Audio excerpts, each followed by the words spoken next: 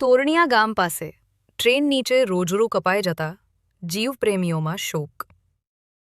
આજ વહેલી સવારે 6:40 જૂનાગઢથી વેરાવળ જતી ટ્રેન નીચે અકસ્માતે વન્યજીવ રોજ આવી જતા અરેરાટી ફેલાઈ ગઈ હતી.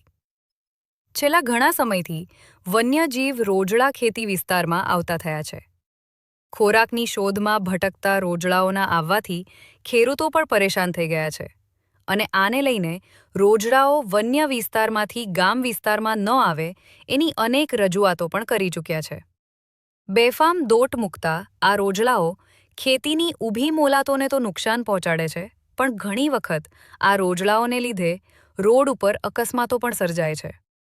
પરંતુ આ જ ખોરાક માટે ભટકતા આ અબોલ જીવ રોજડાએ ટ્રેન નીચે કપાઈને પોતાનો જીવ ગુમાવ્યો છે.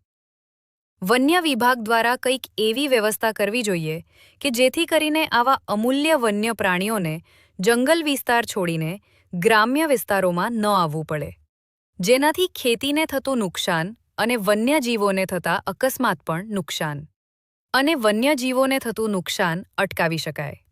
Bureau chief, Mahendra Nagrecha, Junagadh.